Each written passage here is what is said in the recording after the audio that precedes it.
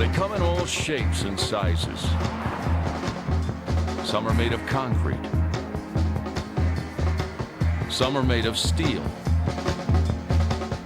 The best are heart-stopping symbols of human achievement.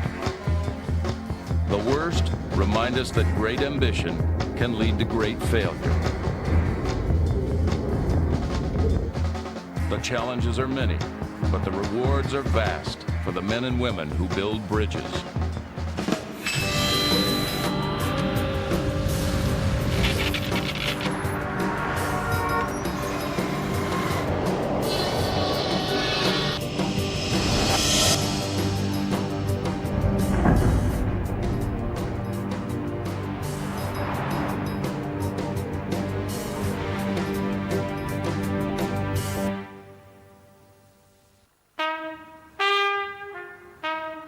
Bridges are the superstars of engineering. We may admire skyscrapers for their grandeur, and we can respect the sheer effort it takes to build a tunnel. But bridges are loved. Unlike many other human creations, a great bridge can enhance the beauty of its setting. But for all their glamour, the first duty of a bridge is to fulfill its function, providing safe crossings over impassable terrain. A great bridge, such as Japan's new Akashi Kaikyo, combines good looks with functionality. As we shall see, this enormous span broke all the records for height and length. Yet in many ways, it is one of the most conservatively designed bridges of the 20th century. At 3.5 miles long, the Akashi is impossible to ignore. But thousands of other unique bridges often go unseen and unappreciated by the commuters who drive across them. Many road bridges hide their structures underneath, so the average driver surveys nothing but pavement. These bridges can be every bit as challenging to build as their king-size cousins. David Goodyear is building such a span. As the designer and chief engineer of the new Crooked River Bridge, Goodyear is using state-of-the-art methods to build an $18 million classical concrete arch in Oregon's high desert. It's a difficult task because the bridge will cross a 300-foot deep gorge over white water.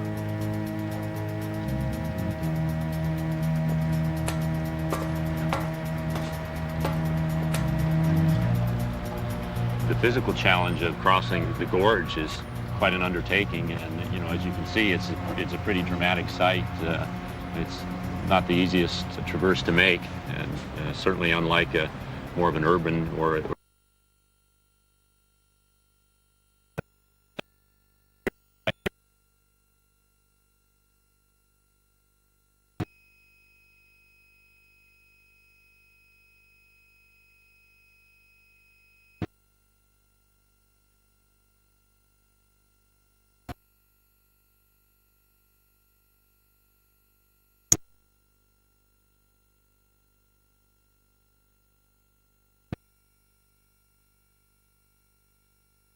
throughout the world for centuries. They can carry heavy loads, but they're best used over short distances. Engineers found a way to cross longer spaces by turning the arch upside down. In suspension bridges, steel cables hang down in a natural arch from two towers. These cables run continuously from an anchorage on one side of the bridge, across the tops of the towers, and over to a matching anchorage. Steel ropes dangling from the main cables support the bridge's deck. Cable-stayed bridges are a recent variation on the suspension form. Instead of locking main cables to outlying anchorages, workers use the tower itself as an anchor and extend the deck piece by piece, tethering each section to cables fixed to the tower. Workers on the Crooked River are using cable-stayed methods to construct the bridge's main arch. When the 535-foot-long arch is complete, the towers will be demolished, and a road deck will be added to the top. The latest technology will spawn one of the oldest forms of crossings.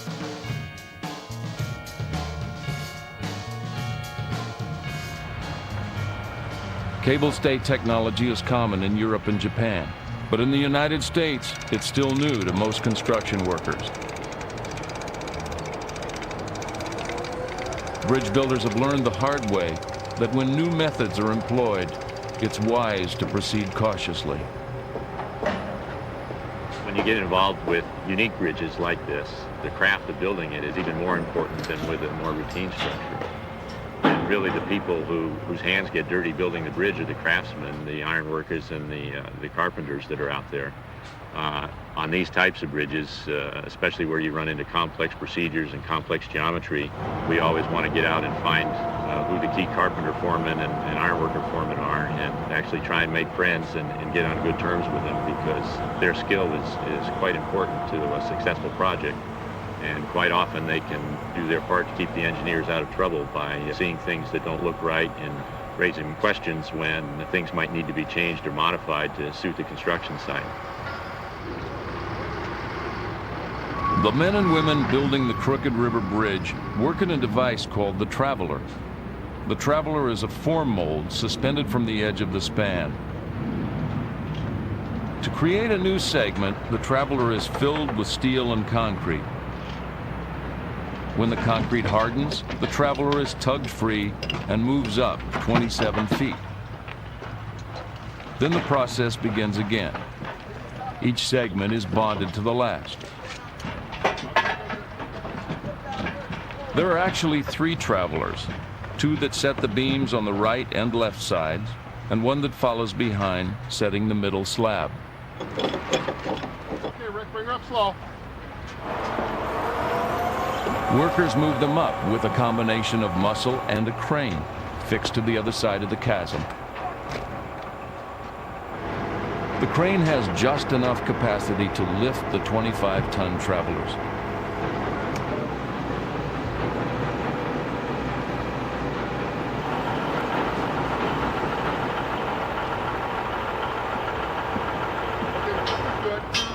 A crew of just 16 men and women is building the new bridge, roughly the same number it took to build the bridge it's replacing. There are 2 other Crooked River bridges nearby. The first is a heavy steel railroad bridge built in 1911.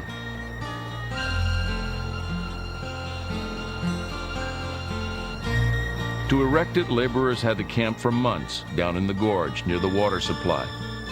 Each day they climbed up 300-foot rope ladders to get to the construction site. Conditions were a bit less extreme by 1926, when a 2-lane road bridge was built next to the 1911 bridge. But the construction methods were the same. Both bridges were built by cantilevering sections out and riveting them together.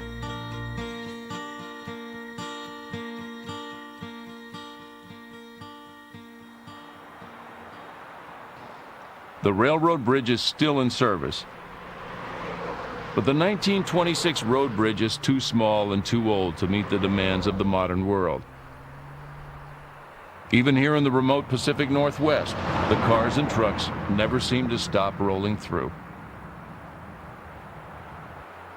The other bridges, of course, they were masterpieces of their time when you consider in 1925, 26, people building a bridge over this gorge with the kind of equipment they had. It's quite an impressive undertaking. One of the things about civil and structural engineering is you can go back a long ways with the same comparison back to the time of the pyramids and consider all of the great civil engineering works, and it really puts what we do today in perspective.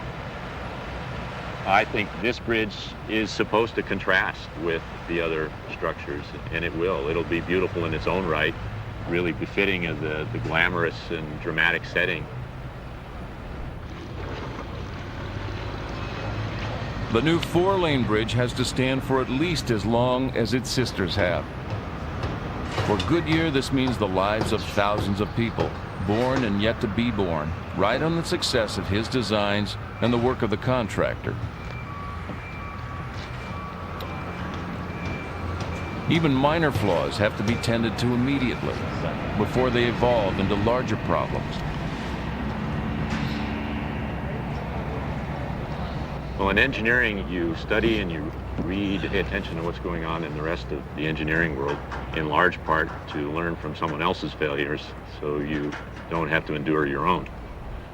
Once in this business you have a failure, you have an uphill battle to get another chance. So this is an undertaking that you live and breathe with, and you sleep through at night, and you have to try and stay one step ahead of construction, which is where the failures occur, obviously, or most of them, and try and anticipate what might happen and how people might misinterpret what you really want them to do so that you stay out of trouble and avoid failures. I want you to trolley to the head tower about a foot. At this point, a year and a half of construction lies ahead. Workers will extend the north side arch halfway across the gorge, and then they'll pick up and move to the south side and begin the whole process again. Eventually, there will be one more bridge in the world, another quiet marvel of ingenuity nestled in the wrinkles of the earth.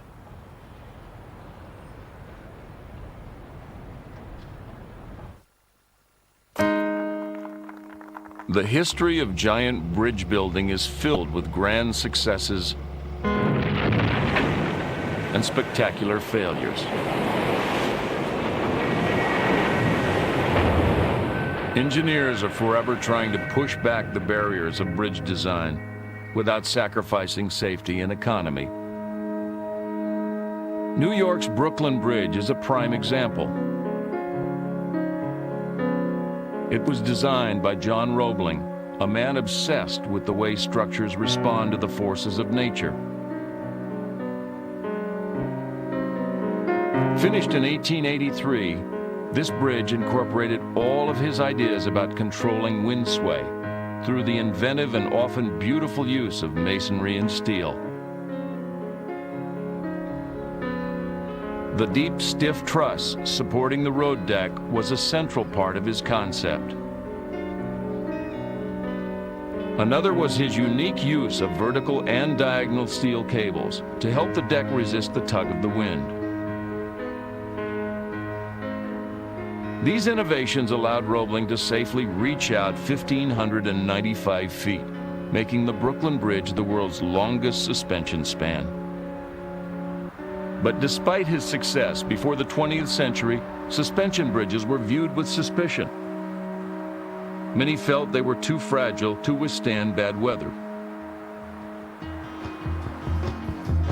The public put its trust in giant cantilevered truss designs, such as Scotland's Fourth Rail Bridge. Built in 1890 and extending 1,710 feet, this was the first large-span bridge built entirely of steel. It was designed to be nearly indestructible. 10 years before, a nearby bridge had toppled over in a heavy gale, so the Fourth Rail's engineers deliberately built the biggest, heaviest, and strongest structure possible at the time. It cost a fortune, but the rock-solid design inspired confidence. Engineers and elected officials the world over became convinced that cantilevered truss bridges were the ideal forms for long crossings. All that changed in 1907 during the construction of the Quebec Bridge. At 1,800 feet, this was to be the world's longest cantilevered span. But during construction, a giant steel arm buckled and fell, killing 75 men and bringing down the entire structure. Blame was placed on the chief engineer, who was not on site to make sure the bridge was being built according to specifications. Although it was eventually rebuilt, its initial failure left a lasting mark on engineers and the public. After the Quebec Bridge disaster, the designers of cantilevered truss bridges fell out of favor. A new breed of bridge builders rose to power. They championed streamlined suspension bridges built out of high-strength steel. Manhattan's George Washington Bridge was their first great success. Its towers were tall and daringly unadorned by masonry shells. Its roadways were long, slim, and sleek. Everything about it proclaimed that a new age of bridge design had been born. Confidence in the design ran from its builders down to the soldiers who marched across the bridge on opening day in 1931. The men marched in cadence, breaking a common rule not to lockstep on a suspension bridge for fear of setting into motion a resonant vibration that could bring the bridge down. The bridge didn't fall, but it did quiver. It also quivered in high winds, for as the roadways of modern bridges grew thinner, they also grew more flexible, not only under traffic, but also against the wind.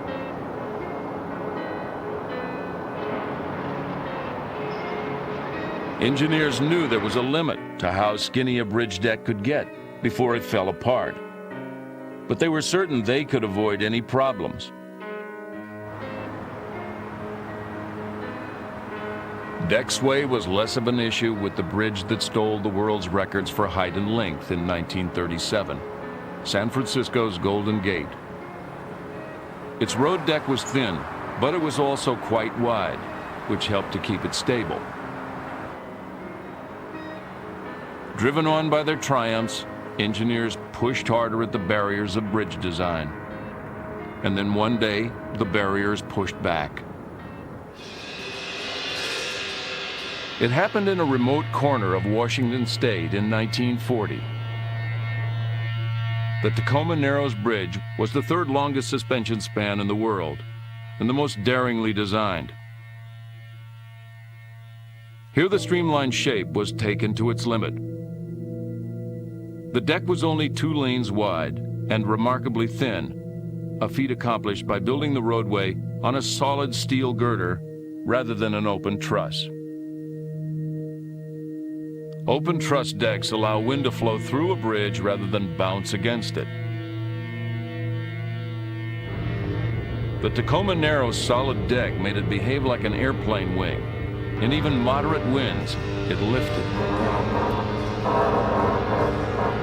Locals nicknamed it Galloping Gertie. Engineers came out to study its movements. They learned a powerful lesson when the bridge's oscillation in a light wind turned into a fatal vibration that ripped the deck apart.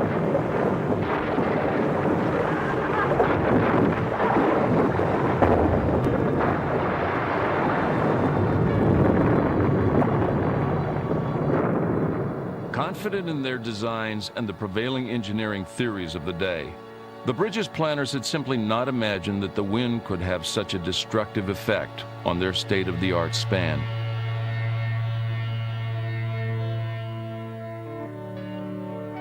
The disaster forced bridge builders to follow a cautious path for the rest of the 20th century.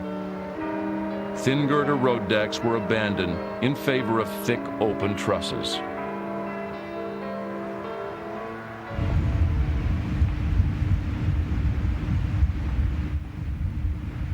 Today, wind tunnel testing has become an important part of engineering design. By blasting scale models with high-speed winds, engineers can get a close approximation of how bridges and buildings will behave in the real world. But close doesn't mean perfect. Engineers are expected to be infallible, but they're of course not, just as no one else is infallible. We have generally accepted codes and standards to live by, but again, they take care of the more routine and the expected events rather than the unexpected, and it's the unexpected that always jump up to bite you. It doesn't always happen that just going into a wind tunnel gives you all the answers. There are a lot of unknowns, and there probably always will be a lot of unknowns, but you try and minimize the risk from them.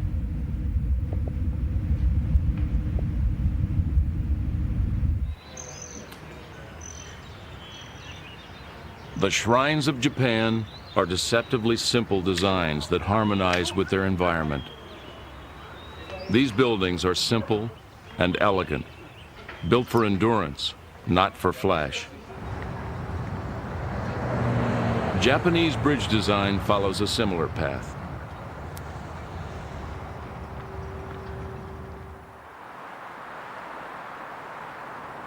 Bridges here are often thicker and heavier than their cousins in Europe and the United States. The engineering is state-of-the-art, but cautious. Nothing gets built without first undergoing extensive laboratory testing.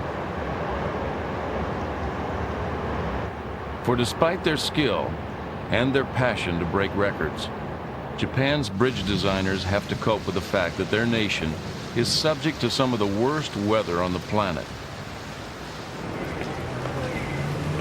Violent rainstorms batter the country for months on end, dumping 57 inches of water every year. Typhoons are common, so are earthquakes. Engineers respond to this challenge by designing bridges that break all the records, but never break the rules. The Akashi Kaikyo Bridge is the ultimate expression of their struggle to temper ambition with conservatism. Opened to traffic in 1998, the Akashi is the longest and tallest suspension bridge in the world. It is the product of 20 years of testing and more than 10 years of construction.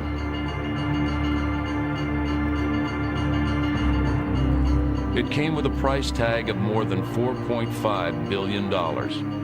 But that kind of money buys a lot of bridge.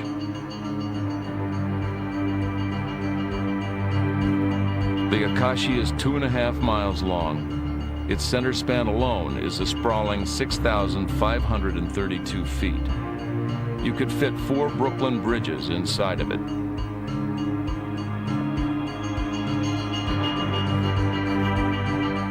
Its 2 towers are 927 feet tall, beating out the Golden Gate by nearly 200 feet. By any standard, this is an amazing engineering achievement. And it's all the more remarkable when one considers that the bridge was built across a fault line.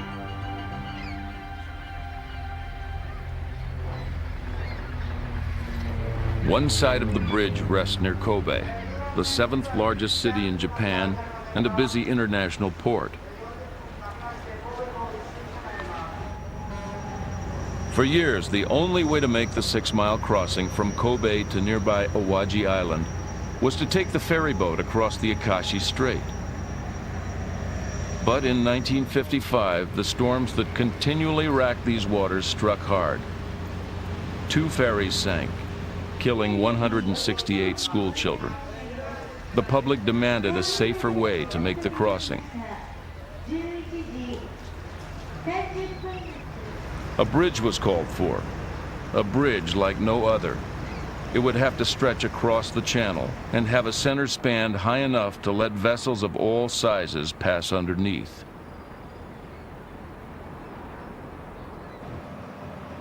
At such a size and in such a vulnerable location, the bridge's designers realized that this span would have to undergo an unprecedented series of trials. For more than a decade, they subjected models of the Akashi to brutal tests that simulated the effects of earthquakes and high winds. The winning design was a heavy steel structure that can withstand 180-mile-per-hour typhoons and earthquakes up to magnitude 8.5.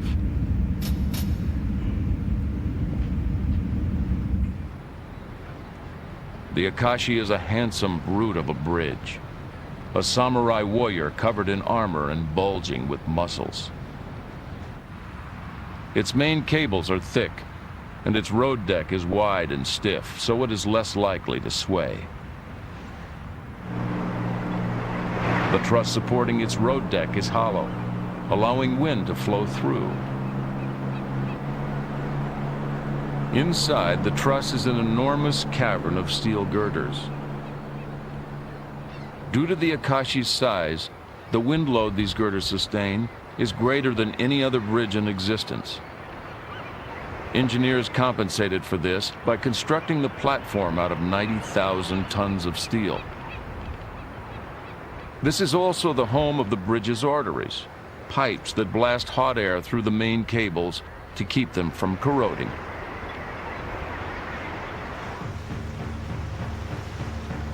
Construction of the Akashi-Kaikyo Bridge began in 1986. First and most difficult, twin caissons had to be embedded in the sea.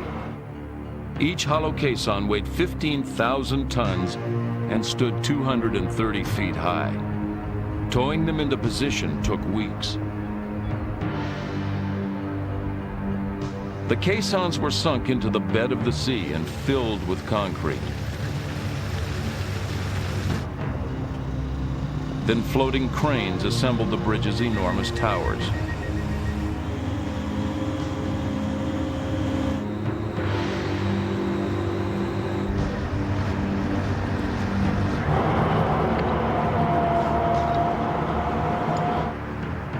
At 98 stories, the Akashi is nearly as tall as the Eiffel Tower.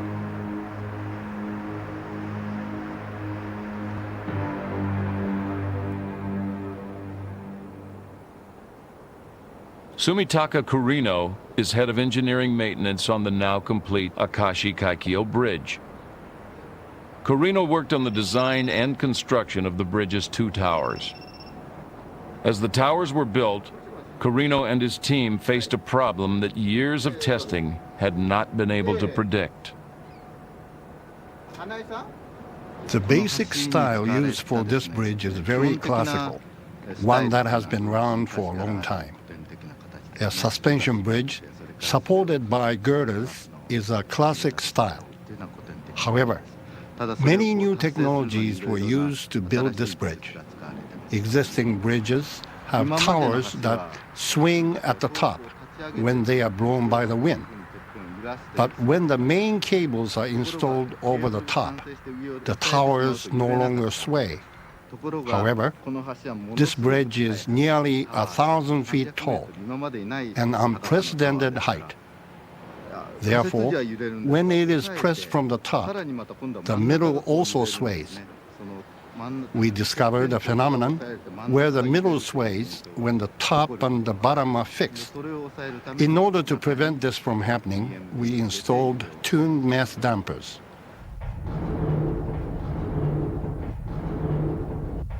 First used in skyscrapers, tuned mass dampers, or TMDs, are counterweights that correct shaking by swinging in the opposite direction.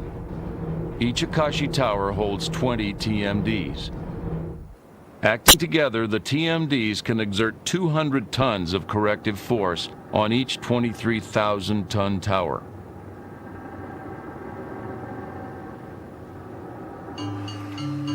After they installed the TMDs, workers began the next phase of construction, stringing the bridge's main cables. One at a time, wire strands were connected to an automated carrier and pulled across the Akashi Strait. They eventually pulled more than 186,000 miles of wire, enough to circle the Earth 7.5 times.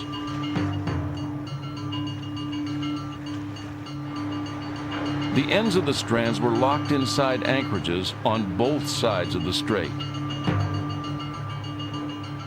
Anchorages are mammoth concrete blocks that absorb the bridge's downward force. Each block weighs 350,000 tons.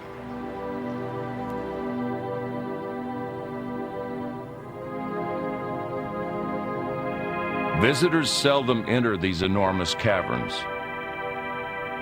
Here, the 290 bundled steel strands that form the main cables splay out into fine webs of high-strength wire, developed specifically for this span.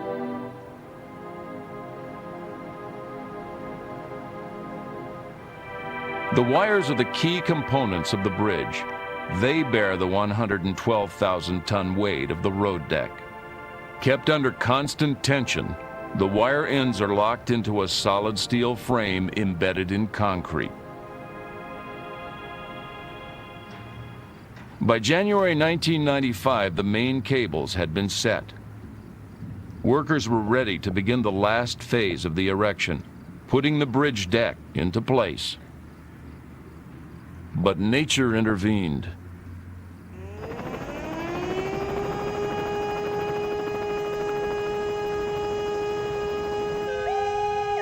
Before dawn on January 17th, an earthquake measuring 7.2 on the Richter scale struck the Akashi Strait, decimating the city of Kobe.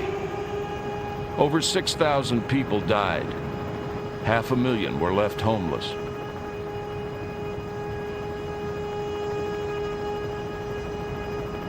Hundreds of thousands of buildings were destroyed, along with bridges and viaducts that were supposedly earthquake resistant. For the builders of the Akashi Kaikyo, the disaster was the ultimate design test. The epicenter of the quake was only 6 miles from the construction site. Fortunately, the quake had little effect on the bridge, but the shifting of the earth widened the distance between its towers by 3 feet.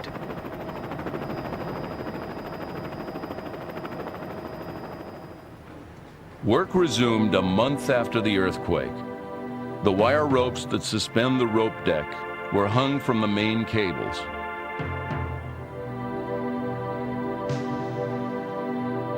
Then the deck itself was assembled.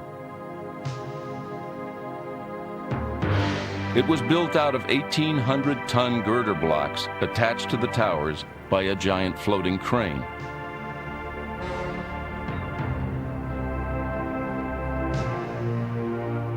Finally, after 12 years of construction, the Akashi Kaikyo Bridge opened in April 1998.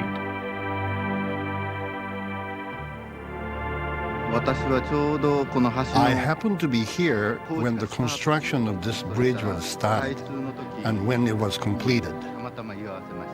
When I first came here, there was just a wide open space in the ocean and many ships going by. When I tried to picture the completed figure of the bridge, it seemed very mysterious that towers taller than the mountains nearby would be built here. Later, when I stood here on the day of the opening ceremony, it was very impressive to see the actual bridge with my own eyes, which I had only imagined before.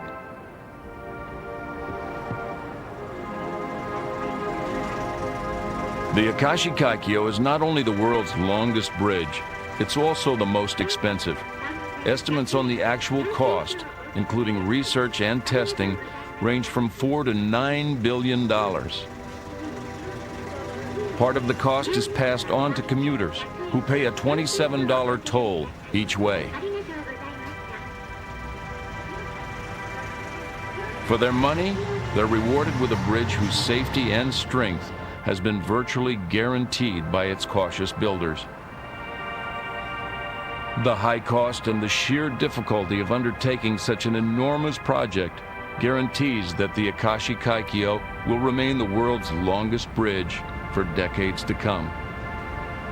Over time, the economics will be forgotten, but the bridge's blend of strength and beauty will remain.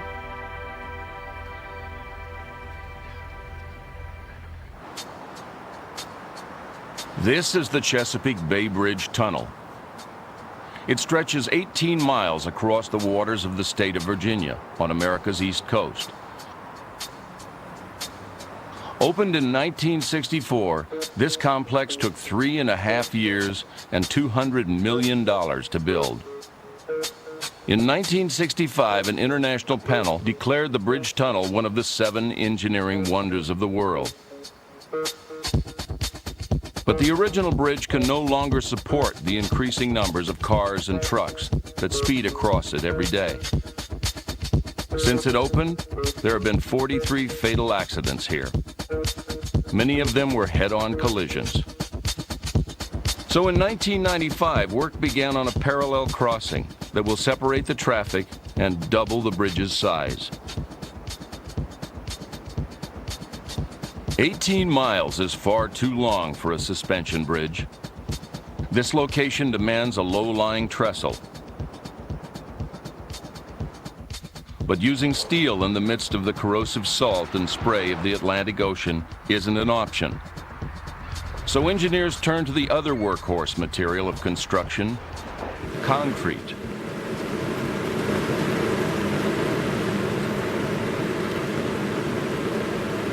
Concrete is a mixture of sand, gravel, water, and cement. It was invented thousands of years ago by the Romans. Then it was rediscovered by the engineers of the industrial age. Together with steel, it is one of the building blocks of the modern world.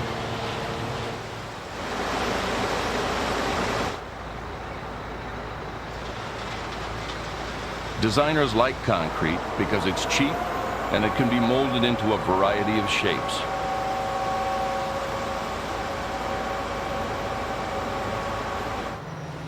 But concrete has its failings. Unlike steel, it isn't very elastic. Instead of bending, it cracks. So to strengthen the concrete, workers pour it into molds filled with steel cables. The cables are stretched to 80% of their breaking point. This locks in tension. The process is called pre-stressing. It's being used to create the super strong slabs that will form the bridge's roadway.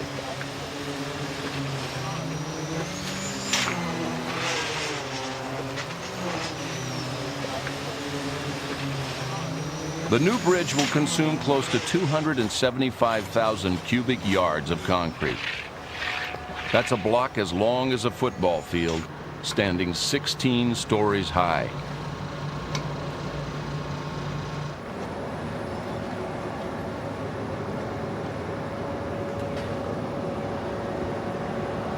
After deck segments have been poured, they're covered in plastic and allowed to cure overnight. To accelerate the hardening, steam heaters bake the segments at about 150 degrees Fahrenheit.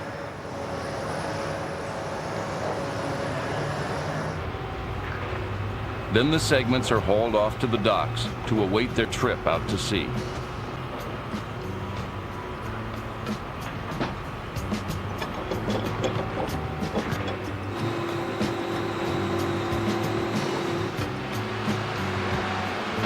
Each segment is 100 feet long and weighs 140 tons.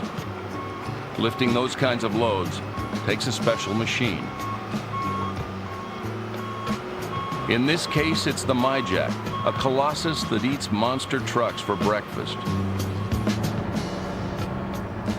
The MyJack's wheelbase is 24 feet. The entire rig is 38 feet tall. The truck's winch can handle 80-ton loads. It takes two MyJacks working in concert to haul the deck sections across the concrete yard.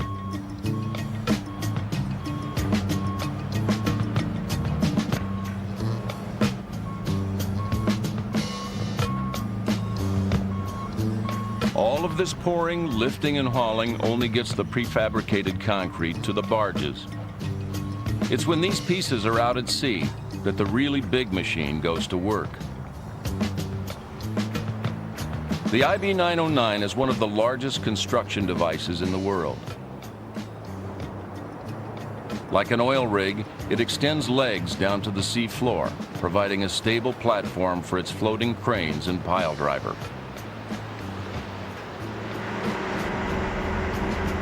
Although the scale of construction is oversized, building this trestle bridge is relatively simple. First, hollow piles are hoisted into position. They range from 70 to 185 feet long. They weigh about 1,000 pounds per foot.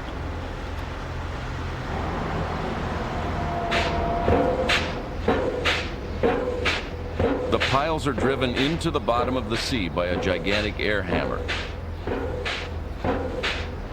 Each pile can stand up to 250 tons of pressure, so cracking is rare, even under the repeated force of these blows.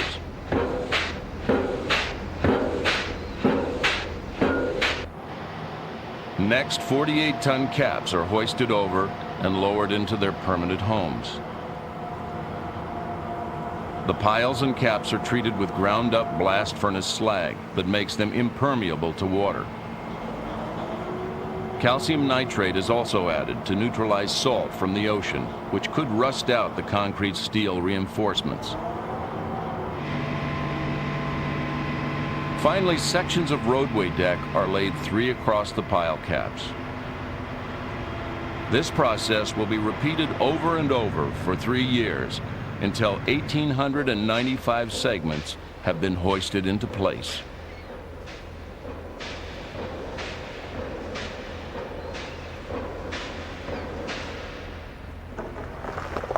After the IB 909 crew has done its work, an army of men and women move onto the road deck. They work over, under, and on the sides of the bridge, turning its rough superstructure into a tight, finished product. Altogether, more than 600 people work on some part of this bridge, day and night. It's not always easy. Working underneath a bridge in wintertime, 20 feet or less above the open sea, means spending most of your day cold and wet.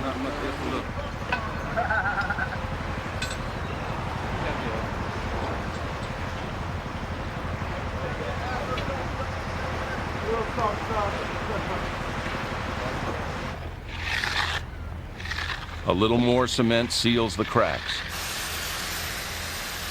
Then it's time to clean up the road and insert the guardrails.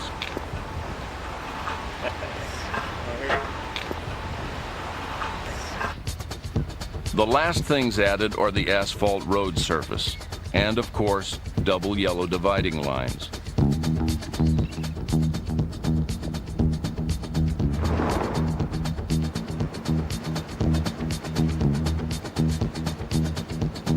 The new bridge will cost $198 million. When it's finished, traveling this route will be easier and safer. But bridge lovers probably won't give the Chesapeake Bay Bridge Tunnel the acclaim they grant the steel titans of the past. For them, the ultimate bridge is San Francisco's Golden Gate.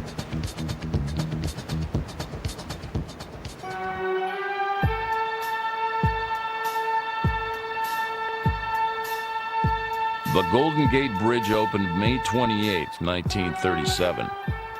Today it is probably the world's most famous span. For years it held the record for height and length. Now it is an icon, a piece of history that still plays a vital part in the lives of the 118,000 commuters who drive across it every day. As times have changed, so has the bridge. Over the years, its steel suspending ropes have been replaced, and its concrete road deck has been swapped out for a stronger composite material. Engineers have tried to help the bridge endure the ravages of time and disaster.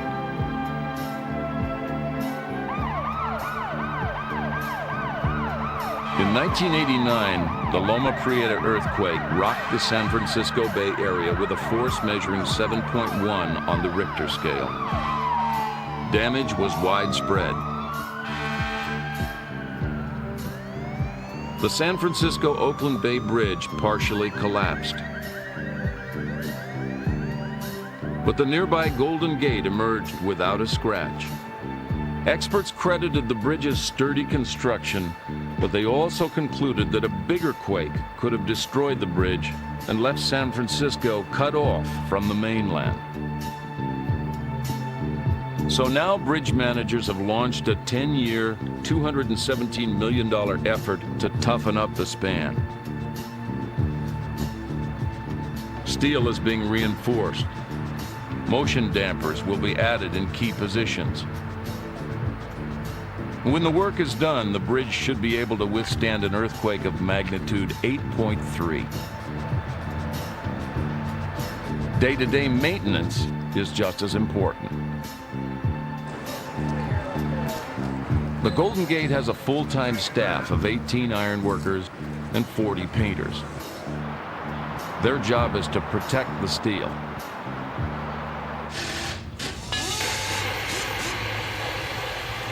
The ironworkers are gradually replacing the bridge's 4 million original rivets with high-strength steel bolts.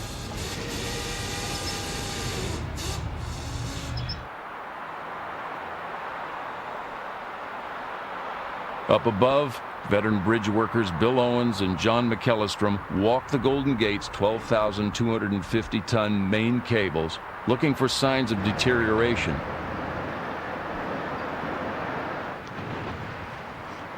If necessary, they'll battle the elements in a 746-foot drop to apply a coat of the bridge's famous vermilion paint. You have 4 different crews, so overall it takes about 10 years and about, I say, 10,000 gallons of paint to do it all from end to end. It isn't all painting, you know, you have to blast and chip it and prepare the steel. If it was only just paint, that wouldn't be anything.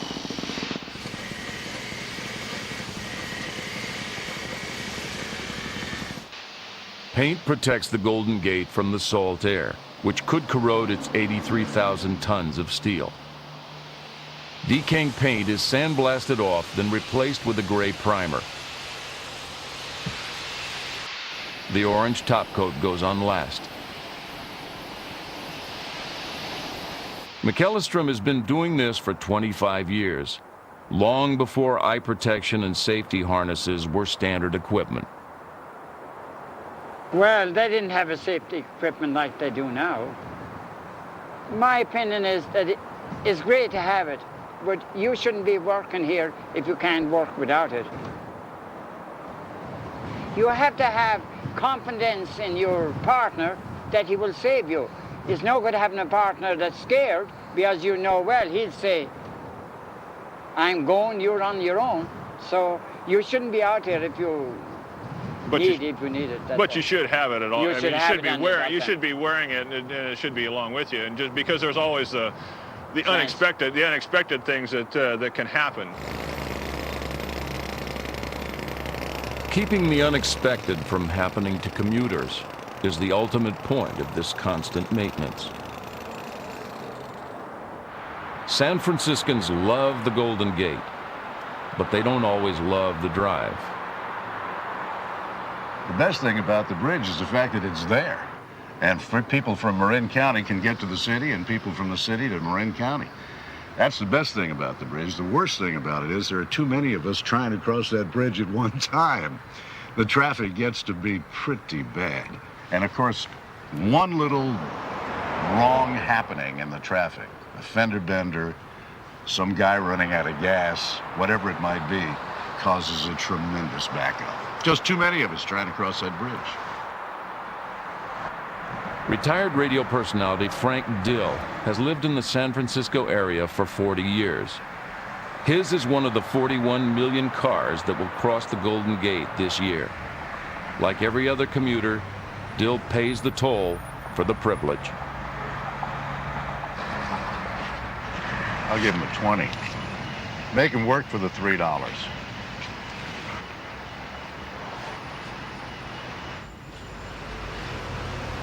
My God! How about that? You're a real Highlander! The Golden Gate's talkative toll takers are almost as famous as the bridge. I gave you a 20 there. Everybody knows me. In fact, I've been here 25 years, and I know 4 generations of people, their grandparents, the parents, their children, and their children's children. This is like working for a public monument, and tourists come out here to see us. It's like working for the Grand Canyon or Yosemite. And they ask questions, and you have a lot of people from all over the country or all over the world, and you like to kid them, and you like to speak in their languages. How you doing? Where are we going today? Any place exciting? Japan. Japan? Toll takers collect nearly $5 million a month. The revenue pays the salaries of the 180 people on the Golden Gate staff.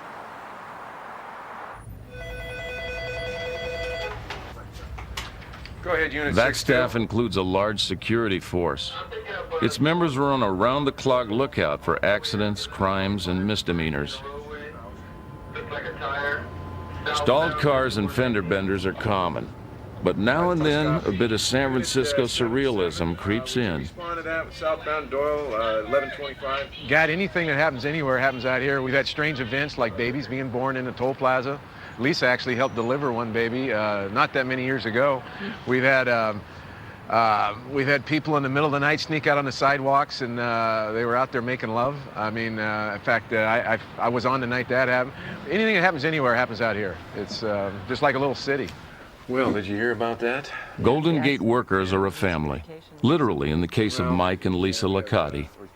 They were married after spending hundreds of hours working together at one of the most romantic spots in the world.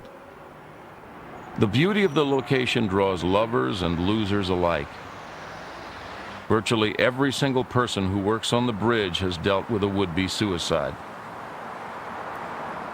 There's an area on the bridge that we call over the rail where they've actually climbed off the sidewalk onto the steel structure of the span, which lets them gain access to an easy jump off. And we both literally talk to people and have them come back onto the sidewalk. Yeah, I mean, that's not just us. Everybody in our job capacity has had the occasion to have to do that. And it always makes you feel pretty good when you're successful in helping save somebody's life. Thousands have been saved. But since it opened, an estimated 2,000 people have successfully thrown themselves off the Golden Gate. It's amazing how many people jumped off that bridge. They always jump off the eastern side, you know.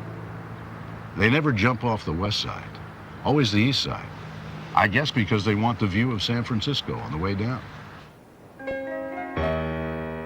The vast scale of the Golden Gate, like many other large bridges around the world, can make humans feel very small. But great bridges are also a legacy that one generation leaves for those to come. With proper design, maintenance, and a little luck, they will stand for centuries. Steel and concrete proof that beauty and functionality can walk hand in hand.